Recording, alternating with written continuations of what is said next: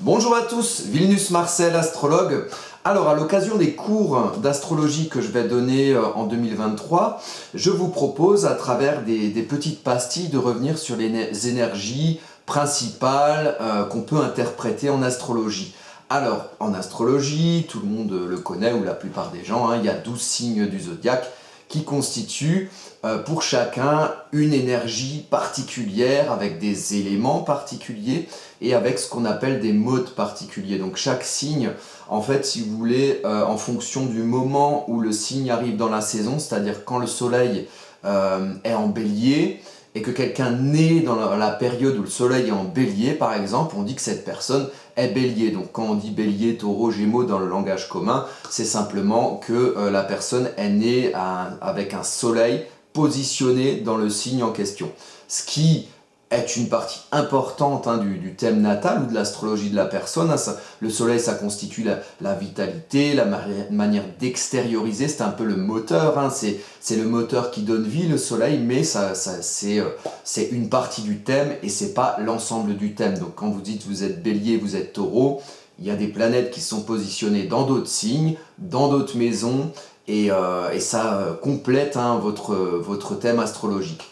Alors, les énergies, alors qu'on connaît au départ, ce sont les signes.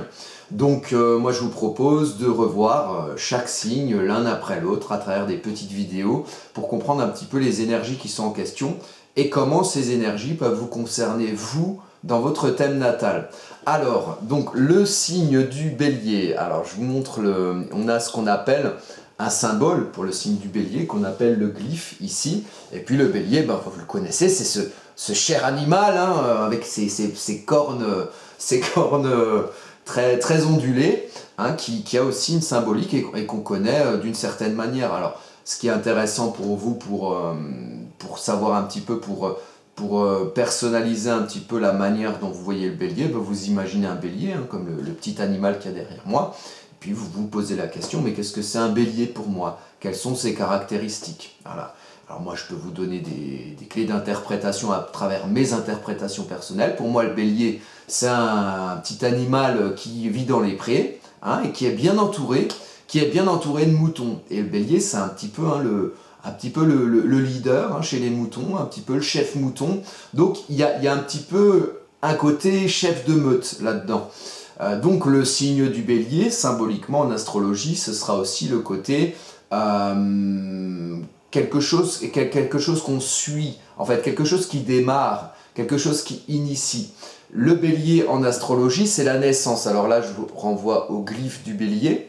Vous voyez ici, alors pareil, vous pouvez vous demander, mais qu'est-ce que ça veut dire pour vous, ce petit signe, comme dans un test de Rorschach où on met de l'encre sur une feuille et puis on demande à la personne d'interpréter qu'est-ce qu'elle voit sur les taches d'encre qu'elle a devant les yeux. Là ici, vous pouvez faire pareil avec ce glyphe. Qu'est-ce que ça peut symboliser pour vous, le glyphe du bélier? Alors bon, voilà, je vous vois arriver, vous avez vos petites images, je vous laisse avec, vous êtes responsable des images que vous avez. Moi, je peux vous donner la définition astrologique. Ça, c'est la plante qui germe, c'est-à-dire que vous avez une graine, vous savez, le premier germe qui sort de la graine, c'est une petite tige avec deux petites feuilles qui partent. Et bien, c'est exactement ça. Parce que le bélier, c'est le symbole de la naissance. Alors, si vous avez, par exemple, vous êtes bélier, ça vous concerne, vous avez le soleil en bélier, ça veut dire que vous êtes d'une nature, votre vitalité en jeu, votre nature, votre moteur, ça va être d'être quelqu'un qui va être plutôt vif, qui va aimer démarrer les choses, qui va aimer initier les choses, qui aura peut-être un petit caractère de leader, mais attention, méfiez-vous, ça dépend aussi de ce que vous avez en bélier. Vous pouvez avoir des points ou des planètes qui contraignent ce soleil en bélier et qui apportent justement une épreuve d'affirmation, de capacité à démarrer des choses ou à démarrer des projets ou de capacité à être leader. En tout cas, il y a un enjeu quand on a le soleil en bélier, ça veut dire que l'incarnation éclaire le signe du bélier, ça veut dire qu'il y a un enjeu dans cette énergie de naissance, de commencement, d'initiation du bélier. Alors, il n'y a rien de bon ou rien de mauvais dans le zodiaque, il y a du bon et du mauvais dans chaque chose, et dans le bélier aussi. Alors, dans ce qui est bon dans le bélier, effectivement, il y a le côté on impulse, on initie, on agit, c'est un signe d'action, le bélier, c'est un signe de feu. Le feu, c'est l'élément du bélier. Le bélier, c'est un signe qu'on appelle signe cardinal. Alors il y a les signes cardinales fixes et mutables en fonction du moment de la saison ou le signe auquel le signe appartient. C'est-à-dire que le bélier, c'est le signe du début du printemps, donc c'est le signe cardinal. Cardinal de l'élément feu. Et l'élément feu, c'est l'action, c'est l'instinct, c'est le fait d'agir, c'est le fait de faire. Voilà, d'initier, de faire. Donc le bélier, il commence le feu, donc il initie le feu, donc il naît. Et dans le côté, ça c'est le côté plutôt positif, hein, le côté action, leader, on initie, on démarre. Le côté moins positif, ça va être le côté énervement, le côté confrontation. Et chaque signe a une planète en maîtrise. Pour le bélier, c'est Mars. Et Mars, en mythologie romaine, c'est le dieu de la guerre. Donc il y a le côté un peu guerrier, un peu confrontant, hein, un peu voilà, qui fight avec ses petites cocornes de bélier. Voilà. Donc voilà pour le signe du bélier. On peut regarder sur une carte ce que ça peut donner. Alors une carte, voici une carte au hasard. Alors d'ailleurs c'est le thème de Pompidou, complètement au hasard. Donc ici par exemple pour ce cher Georges Pompidou, vous voyez que le signe du bélier il se trouve dans sa maison 8. Donc la maison 8 c'est la maison de la transformation.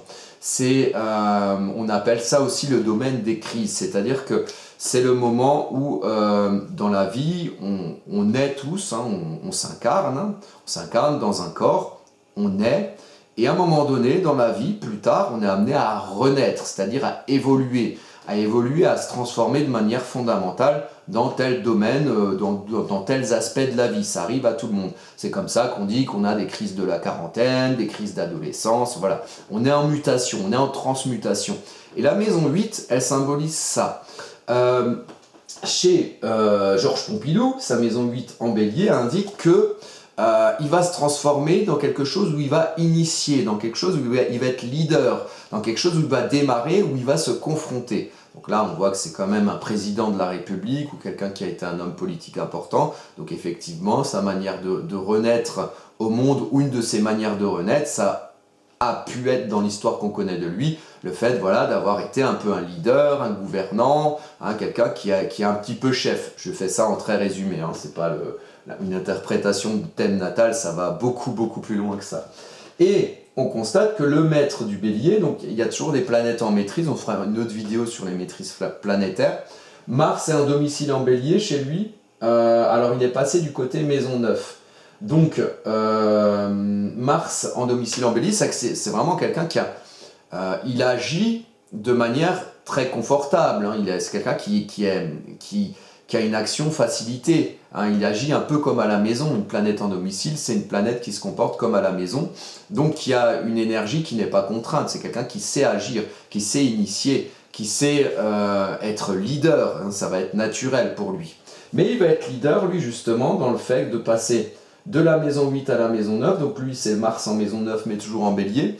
Donc ça veut dire maison 9, c'est au-delà des crises et au-delà de la transmutation et de la transformation, c'est le moment après où on pose ses règles pour dire bon ben voilà, mes idéologies personnelles, je vais les expanser dans ma vie, dans ma place, dans ma fonction sociale, à travers certaines règles que je fixe en collaboration avec les gens autour de moi dans mon monde social. Donc là, effectivement, hein, on a quelqu'un qui est quand même politicien, donc au niveau fixer les règles ou fixer ses idéologies dans le monde social, on est complètement dans la politique, on est complètement dans l'action dans le monde politique, donc on est complètement en bélier. C'est quelqu'un qui s'est fait remarquer avec cette énergie bélier, et vous voyez, pourtant, son soleil qui est ici est en cancer, donc c'est une personne dont on aurait dit communément qu'il est cancer. Et pourtant, son énergie bélier est très forte, très prégnante, et s'est vue